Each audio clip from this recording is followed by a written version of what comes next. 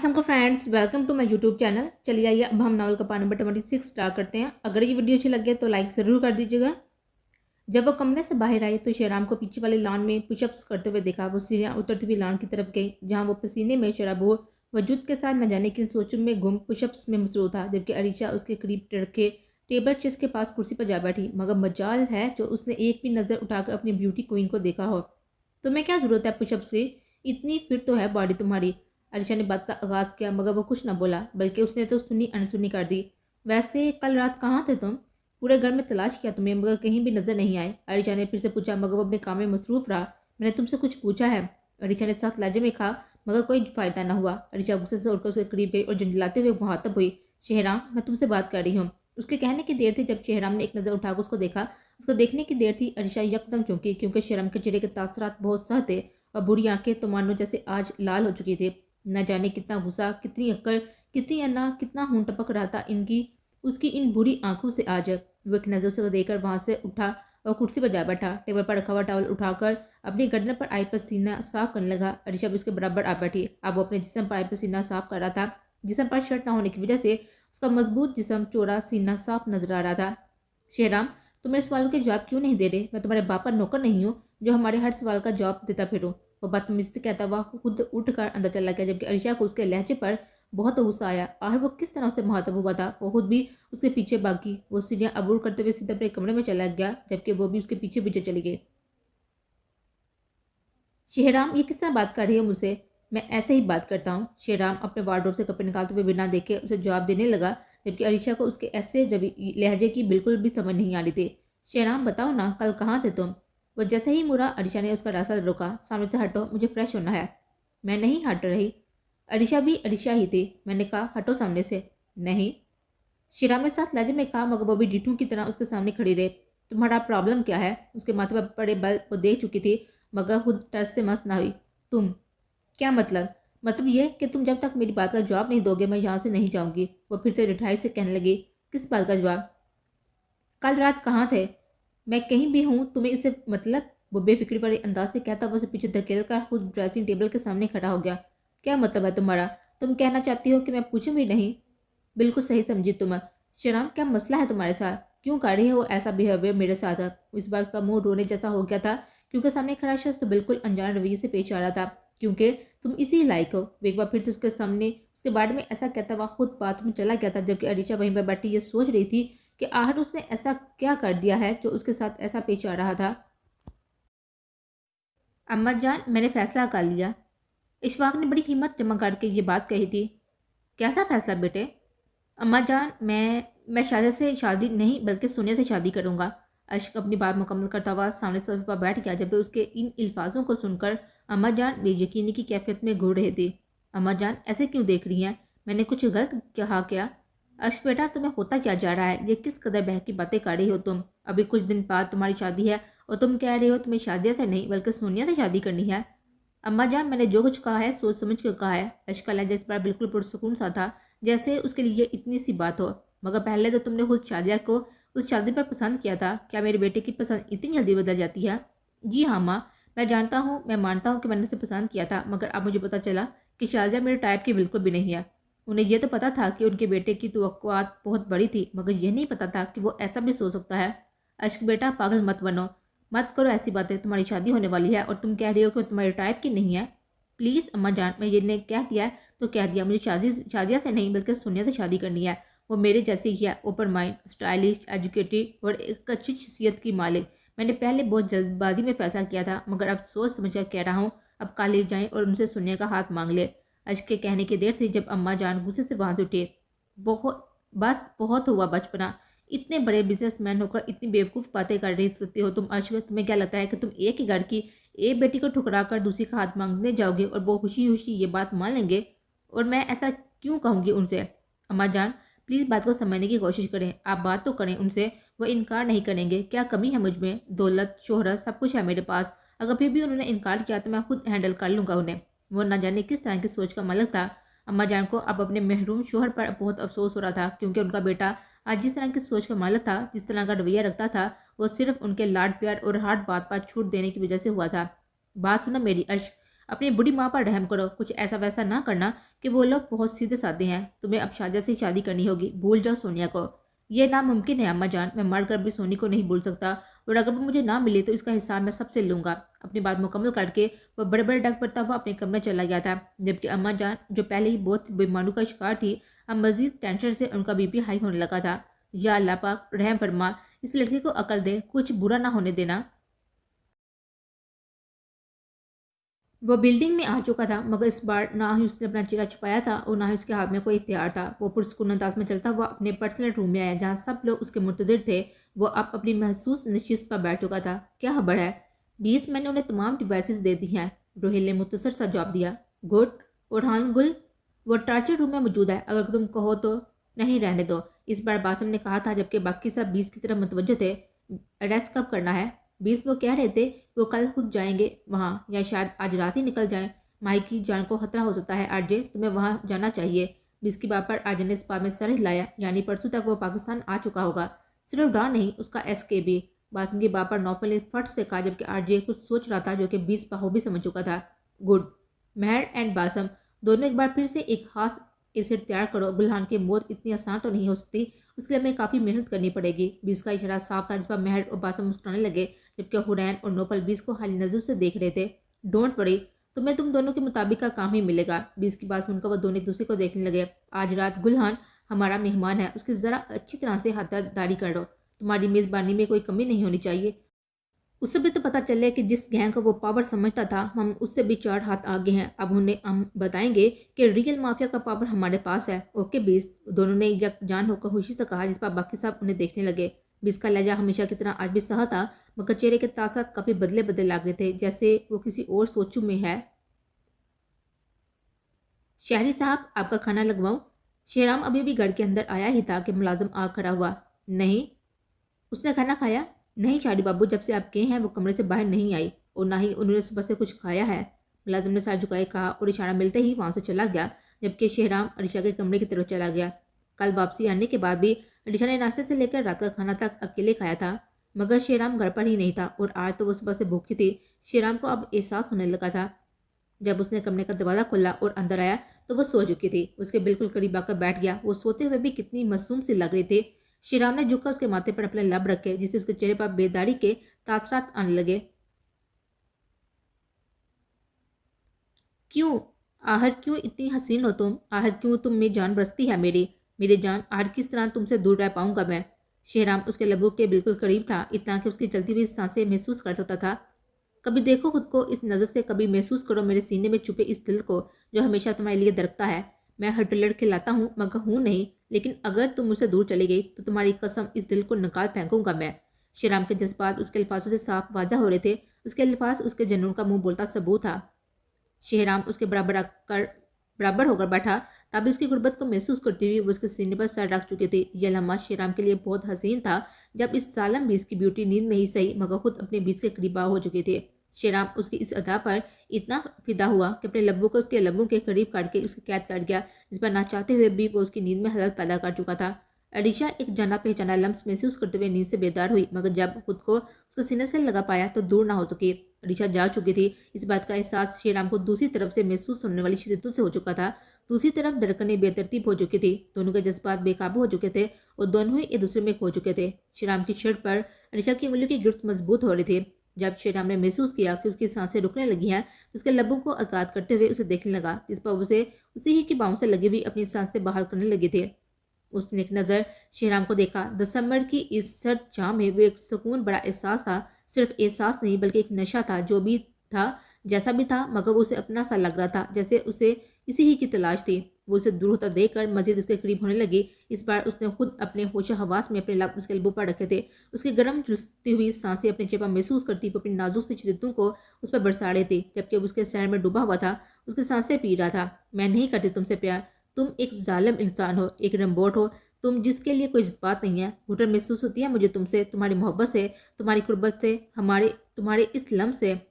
उसके कानों में अरीशा के अल्फाज गूंजने लगे थे। उस पर एक अजीब सी कैफियत तारी होने लगी। सर्द मौसम में भी उसका वजूद पसीने से छड़बुड़ होने लगा।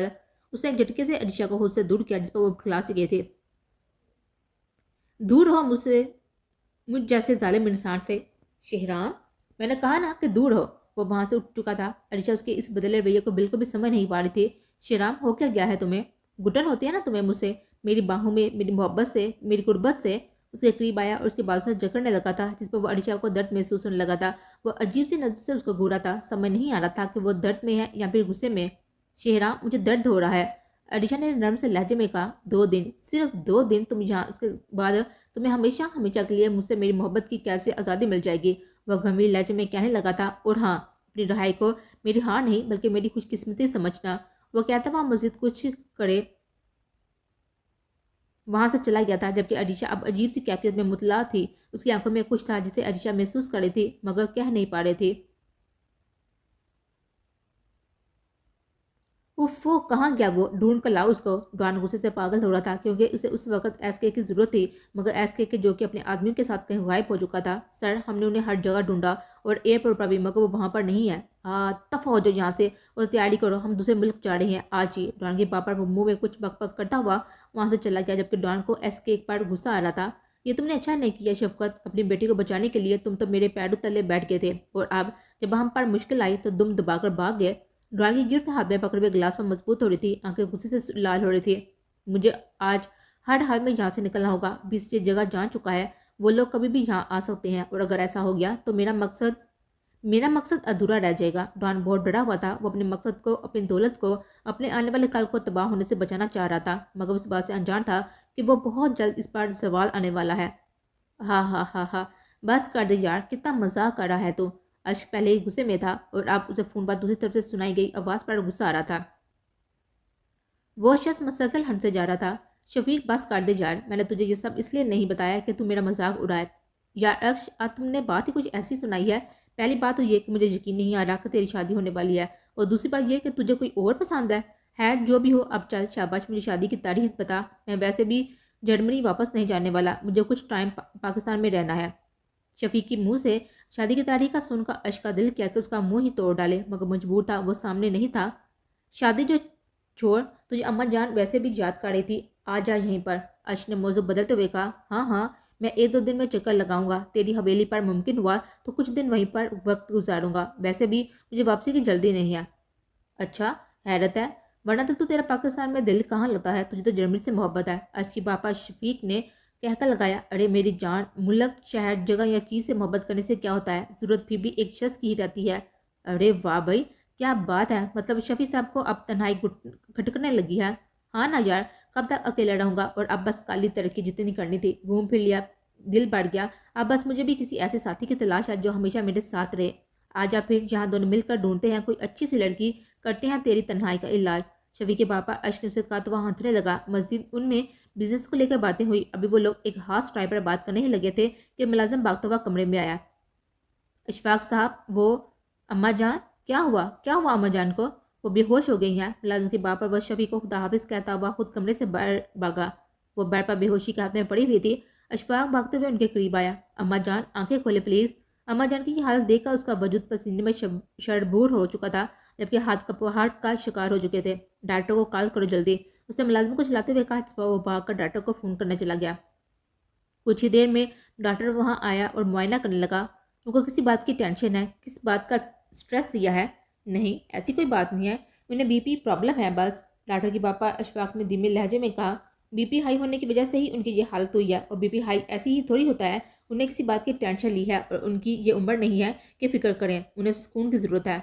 डॉक्टर ने कुछ मेडिसिन लिखी और उसे समझाकर चला गया, जबकि अम्मा जान दूसरी तरफ रुख करके उसे खुफिया खफा होने का इजहार कर रही थी।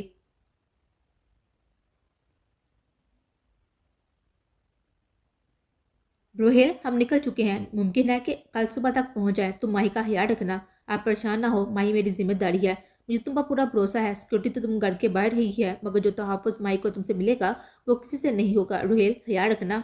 अल्लाह हाफिज़। रजवान ने बात मुकम्मल करके कॉल काट दी, जबकि रोहेल जो इस वक्त अपार्टमेंट के ऊपर वाले हिस्से पर मौजूद था, वह खिड़की से बाहर आसमां पर छाए हुए काले बादलों को देख रहा था। बारिश का अंदेशा है, मुझे माही के पास जाना चाहिए। रोहेल को माही की फिक्र होने लगी थी, क्योंकि रात बहुत हो चुकी थी। मुलाजिम अपने सर्वेंट क्वार्टर में जा चुके थे। वो इस वक्त घर में अकेली थी। रोहेल मजीद कुछ सोचे बिना अपार्टमेंट से बाहर आया और अपने घर में बैठकर माही के घर की तरफ चला गया। पता नहीं कब तक वापस आएंगे डैड। माही को समझ नहीं आ रहा था कि रिजवान जो अचानक किसी दूसरे मुल्क क्यों चले गए थे। मैं घर में अकेली कैसे रहूंगी, मुझे तो डर लगेगा। वह खुद ही खुद कही जा रही थी क्योंकि बारिश का अंदेशा था और इस वक्त रात के 2 बज रहे थे। तभी उसे बादलों की गरज सुनाई दी जिस पर वो सहम सी गई थी। रोहेल, वो अभी बैठ के कॉर्नर पर पड़े हुए मोबाइल की तरफ बढ़ने लगी, तभी लाइट चली गई और चारों तरफ अंधेरा छा गया। उफ़ो, ये शाकर बाबा किधर हैं? जनरेटर ही चला देते। वो बक बक करती हुई भागकर मोबाइल की तरफ आई और टॉर्च चलाकर बाइक को जाने लगी, मगर तभी किसी ने उसे वापस अंदर धकेला। कौन? वो डर से गई थी, मगर तभी दूसरी तरफ से रोहेल की आवाज़ आई, माही मेरी जान। रोहेल, आप आ गए? रोहेल की आवाज़ सुनने की देर थी जब वो उसके सीने से जा लगी, तभी लाइट भी आ गई। रोहेल उसे अपने बाहों में उठाए कमरे के अंदर आ गया और कमरा लॉक कर दिया। रोहेल, शुक्र है कि आप आ गए, वरना मैं तो माही डर जाती। माही? माही के मुंह से ऐसे अल्फाज सुनकर रोहेल से डरी हुई नजरों से देखने लगा। क्या वाकई ही वो डर गया था? माही प्लीज़, नेक्स्ट टाइम आप मुझसे इस तरह की कोई बात नहीं करोगी, आपको कभी भी कुछ नहीं होगा। मैं हूं ना आपके साथ, आपके पास। रोहेल ने माही को बेड पर लटाया और खुद उसके बराबर आ बैठ लेटा, जबकि माही उसके करीब आते ही उसे फिर से उसके सीने से लग गई थी। सॉरी रोहेल, अब नहीं कहूंगी। माही के पापा रोहेल ने उसके माथे पर बोसा दिया। खाना खाया? मेडिसिन ली मेरी जाने? जी हाँ, खा लिया और मेडिसिन भी खा लिया। आपने खाया? मैंने भी खा लिया। रोहेल, एक बात कहूँ? हाँ कहो मेरी जान। रोहेल, मुझसे अब और दूर नहीं रहा जाता। आप कुछ भी करके डैड से बात करें। अगर उन्हें किसी और तरह से पता चला कि हम यहाँ आप यहाँ आते हैं तो वो। रोहेल प्लीज़, बहुत बड़ा मसला हो जाएगा। माई का डर उसकी जुबान पर आज आ ही चुका था। उसकी बात को सुनकर रोहेल के बालों में उंगलियां फिरने लगा, जिससे उसे सुकून महसूस हो रहा था। मेरी जान, बस 2 दिन और इंतजार कर लो, फिर मैं खुद आपको लेने आऊँगा। रोहेल की बात पर माही ने एक नज़र उसको उठाकर देखा। सच्ची? उसका लहजा बहुत उदास सा था। मुझी मेरी जान, और अगर बाबा ना माने, अगर उन्होंने आपको मुझसे दूर कर दिया तो? माही मेरी जान, अपनी हबीबा इतना तो भरोसा है ना आपको कि वो उससे कभी भी दूर नहीं होगा, आपको कभी छोड़कर नहीं जाएगा। फिर आहट क्यों सोचती हो ये सब? रिलैक्स रहो। आपके बाबा तो क्या कोई और भी चाहे तो भी हमें अलग नहीं कर सकता। रोहेल ने प्यार भरी लहजे में कहा तो रोहेल की बात पर माही रोहेल के सीने में चुप सी गई थी। मेरी जान को सर्दी लग रही है? बहुत। बारिश की वजह से ठंड बहुत बढ़ चुकी थी, जिस पर माही को सर्दी महसूस हो रही थी। रोहित ने ब्लैंकेट से उसे कवर किया और खुद भी उसके साथ लेट गया। अब तो नहीं लग रही? नहीं रोहित। माही कुछ देर यूं ही लेटी रही, तभी रोहेल ने उसकी तरफ करवट ली। मुझे तो बहुत तेज सर्दी लग रही है। रोहेल, अगर आप कहें तो मैं कॉफ़ी बना दूँ आपके लिए? वैसे सर्दी तो कम करने के लिए कोई और तरीका भी अपनाया जा सकता है, लेकिन है अगर मेरी प्यारी सी वाइफ वाकई आज अपने हाथ की कॉफ़ी पिलाने के मूड में है तो वाई नॉट मेरी जान। माही के पापा रोहेल ने अपनी बात मुकम्मल करके स्मेल पास की, जिसे देखकर माही भी मुस्कुराते हुए उठी और किचन में चली गई, जबकि रोहेल भी उसके पीछे पीछे चला गया। शायद साहब, खाना? मैंने एक बार कहा ना कि खाना नहीं खाना मुझे, अब जाओ यहाँ से। शेहराम जब अपने कमरे में बैठा मसल से सिगरेट नोशी करने में मसरूफ था, अब कमरे में आए मुलाजिम पर भड़क पड़ा। जी रुको। मुलाजिम शेहराम का गुस्सा देखकर अपनी जान बचाने के लिए वहां से जाने लगा, मगर तभी शेहराम की आवाज़ पर रुका। जी साहब। खाना निकालो और उसे जाकर कहो कि 5 मिनट के अंदर अंदर डाइनिंग हॉल में पहुंचे। वो अपनी बात मुकम्मल करता हुआ खुद टांग पर टांग रख कर बैठ गया था, जबकि मुलाजिम जल्दी से वहां से चला गया। वो अब तक अपने बेड पर लेटी शराब के बदले हुए रवैये के बारे में सोच रही थी। आहर कोई इतना कैसे बदल सकता है, वो भी यूं अचानक? ये सब मेरी वजह से हो रहा है। मुझे उसके साथ इस लाइफ में पेश नहीं आना चाहिए था। अब जब तक मैं यहाँ हूँ वो मेरे साथ ऐसा ही सलूक करेगा। अरिशा को न जाने क्यों रह रहकर शराब का ख्याल आ रहा था। उसने जो कुछ किया उसे अपने किए पर पछतावा हो रहा था। आहर वो इतना भी बुरा नहीं जितना मैं उसे समझ रही हूँ। वो तो मुझसे सिर्फ सिर्फ प्यार मांगता है। अभी वो इन्हीं सोचों में गुम थी जब दरवाजे पर दस्तक हुई, जिससे वो होश की दुनिया में वापस आई। जी आ जाएं। वो बेगम साहिबा, वो शहरी साहब ने आपको डाइनिंग हॉल में बुलाया है, वो भी सिर्फ 5 मिनट के अंदर। मुलाजिम की बात पर वो बहुत हैरान हुई, क्योंकि इस वक्त 12:30 का टाइम हो रहा था। इस वक्त? ठीक है, अब जाए, मैं आती हूँ। जी ठीक है। मुलाजिम ने बात कहता हुआ बड़े अदब से वहां से चला गया, जबकि अरीशा अब फेस वॉश करने के लिए चली गई। वह अजीब ही तरह के तेवर लिए हुए अपनी महसूस कुर्सी पर बैठा उसका मुंतजिर था। उसके दिए हुए वक्त के हिसाब से अरीशा को काफ़ी देर हो चुकी थी। अब कहीं जाकर वो चलती हुई डाइनिंग हॉल में आया, जब वो कोनियों को टेबल पर गाड़े दोनों हाथों की मुट्ठियों को लबू से लगाए बैठा था। वो चलती हुई उसके बराबर आ बैठी, मगर अब वो उसे बिना देखे अपना खाना शुरू कर चुका था। अरीशा ने पूरे डाइनिंग टेबल का जायजा लिया। डिशेस तो वही थी, मगर थोड़ी मुख्तलिफ लग रही थी। अरीशा ने बिरयानी की डिश सामने रखी और प्लेट में थोड़ी सी बिरयानी निकाली। अब वो इस बिरयानी को टेस्ट करने लगी, मगर वो बिल्कुल नॉर्मल थी। यानी शेहराम ने इस बार अपनी मर्जी करने के बजाय उसके हिसाब से खाना बनवाया था। शेहराम, ये चावल तो बिल्कुल फीके हैं, तुम तो बहुत स्पाइसी खाते हो ना? अरीशा ने शेहराम की तरफ देखते हुए उससे पूछा, मगर वो बिना कुछ कहे खाना खाने में मसरूफ था। यानी वो अब भी उससे बात करने के मूड में नहीं था। अरीशा अब मजीद कुछ कहे बिना खाना खाने ही लग गई। अभी उसके प्लेट के आधे चावल भी खत्म नहीं हुए थे जब मुलाजिम ने उसके सामने 2-3 तरह के मीठे के डिशेज रखी, जिन्हें देख के वो बहुत हैरान हुए। तुमने कब से मीठा खाना शुरू कर दिया? तुम्हें तो स्पाइसी पसंद था ना? अलीशा ने एक बार फिर से कहा, जिस पर वो अपना खाना मुकम्मल करके वहाँ से उठकर जाने लगा। अलीशा को उसका जो इग्नोर करके बिल्कुल भी पसंद नहीं आया था। अलीशा ने उसका हाथ पकड़ा, उसे रोका। वो खुद भी उसके साथ ही खड़ी हो गई। श्रीराम, कहाँ जा रही हो? मैंने खा लिया, ये सब तुम्हारे लिए बनाया गया है, तुम खाओ। श्रीराम ने बात मुकम्मल करता हुआ उसका हाथ छुड़वाकर वहाँ से चला गया, जबकि अलीशा को उसका इस तरह से जाना बिल्कुल भी ठीक नहीं लगा। वो खुद भी कोई स्वीट डिश टेस्ट किए बिना वहाँ से अपने कमरे में चली गई। आखिर उसने ऐसा भी क्या कर दिया था जो श्रीराम उसे इस तरह से इग्नोर किया जा रहा था? इस सब से अब उसे अपनी इंसल्ट महसूस हो रही थी।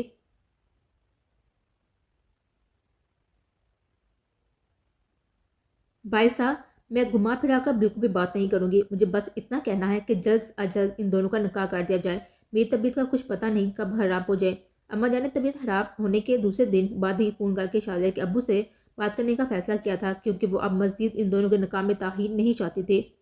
बहन जी, अब सिर्फ एक ही हफ्ता तो रह गया है इन दोनों की शादी में।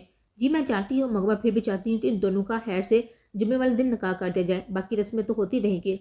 चलें, जैसा आपको ठीक लगे वैसे ही। अब मैं शादिया, आप ही की अमानत है, अगर ऐसा है तो ऐसे ही सही। जी ठीक है, फिर हम 2 दिन बाद ही इन दोनों का निकाह रखेंगे।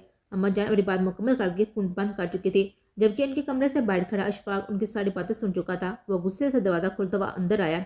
अम्मा जान, ये क्या कर दिया आपने? आपको मैंने कहा भी था कि मैं शादी से नहीं बल्कि सोनिया से शादी करना चाहता हूँ। बस कर दो अश, बहुत हो गया। पहले ही मैं तुम्हारी हर ख्वाहिश, हर शौक पूरा करके, हर बात मानकर बहुत परेशानी, दुख और बेइज्जती बर्दाश्त कर चुकी थी। अब मज़ीद अपनी बुरी माँ को किसी इम्तिहान में ना डालो। मैंने भाई साहब से बात कर ली है, हम 2 दिन बाद वहाँ जा रहे हैं तुम्हारा और शादिया का निकाह करने। अम्मा जान की बात सुनकर अश का दिल किया या तो शादिया को रास्ते से हटा दे या फिर खुद कहीं जाकर मर जाए, मगर उसे अपनी ज़िंदगी से बेइंतहा मोहब्बत थी। वो ऐसा कभी ना करता। वो बड़बड़े डग बढ़ता हुआ वहाँ से चला गया। अब मुझे ही कुछ करना पड़ेगा। मैं सोनी को नहीं खो सकता। सोनिया नहीं तो कोई भी नहीं। अर्श ने दिल ही दिल में इरादा कर लिया था कि वो कुछ भी काट के खुद सोनी से बात करेगा और उसे अपना हाल दिल बताएगा। शाम के 7 बज रहे थे जब सोनी अपने कमरे में बैठी किताबें पढ़ने में मसरूफ़ थी, तभी उसे खिड़की से किसी की आवाज़ आने लगी। पहले उसे लगा कि उसका वहम होगा, मगर वाकई इस बार कोई बार बार सोनी को आवाज़ें दे रहा था। उफ, ये आजकल वाली हरकत आखिर कौन कर रहा है? सोनी बेड पर फैलाई हुई किताबों को सर पर रखती हुई खुद खिड़की की तरफ बढ़ी, मगर जब खिड़की खोलकर नीचे देखा तो जैसे दंग रह गई। जीजू, मगर यहाँ क्या कर रही हैं? वो भी इस वक्त। अर्श अपनी गाड़ी के पास खड़ा मसल से उसे इशारे कर रहा था, जैसे कुछ कहना चाह रहा हो। क्योंकि वह हवेली से बाहर था और कमरे की खिड़की हवेली के सेंट से अंदर थी, इसलिए सोनी को उसकी आवाज़ बिल्कुल भी ठीक से सुनाई नहीं दे रही थी। सोनी ने उसे इशारे से पूछा कि आखिर वो क्या कह रहा है, जिस पर अर्श ने उसे अपनी तरफ आने का इशारा किया।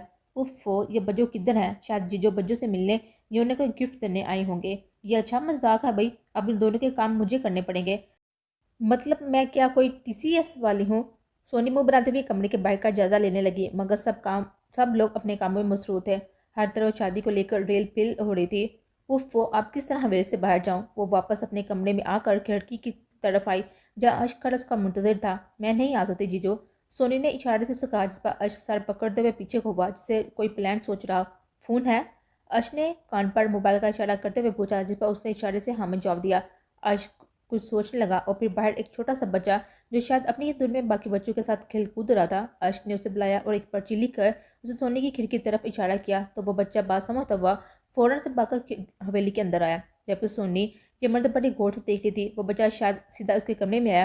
टीचर टीचर, बाहर वाली अंकल ने ये आपके लिए भेजा है। वो इन्हीं बच्चों में से था जो हवेली के आसपास रहते थे, जिन्हें सोनी ट्यूशन पढ़ाया करते थे। ओके, ये लो और अब आप जाओ। उसे चॉकलेट देकर वापस भेजकर सोनी ने उसे चिट को खोला, जिसमें मोबाइल नंबर लिखा हुआ था और नीचे कॉल में लिखा हुआ था, कॉल मी लिखा हुआ था। चलो जी, अब मुझे इन्हें कॉल भी करनी पड़ेगी। सोनी ने अपना मोबाइल निकाला और नंबर डायल करके कॉल मिलाने लगी, जिस पर झट से कॉल रिसीव कर ली। हेलो सोनी। अस्सलाम वालेकुम जी जीजो। वालेकुम सलाम। सोनी, मुझे तुमसे बहुत ही ज़रूरी बात करनी है। जीजो, अगर अपने बच्चों से बात करना चाह रही हैं तो सॉरी, क्योंकि वो बाकी मेहमानों के बीच बैठी हैं। आप मुझे बता दें क्या बात है? सोनी लापरवाह अंदाज में कहने लगी, नहीं, मुझे तुमसे तुम्हारे बारे में बात करनी है। मेरे बारे में? सोनिया अचानक से हैरान हुई। हाँ सोनी, मुझे ये कहना है कि जीजो 1 मिनट। अभी अश्क आके कुछ कहता जब सोनी को किसी ने आवाज़ें दी, जिस पर वो अश्क को कहती हुई खुद बाहर चली गई। काफ़ी देर बाद वो वापस आई। जी जीजो कहीं अब। सोनी, मैं ये क्या कह रहा था कि मुझे तुमसे। जीजो प्लीज़, मैं आपको बाद में कॉल करती हूँ, आप प्लीज़ माइंड ना कीजिएगा। सोनी ने बात मुकम्मल करके फ़ोन बंद कर गई थी, जबकि अश्क दांत पीसता रह गया।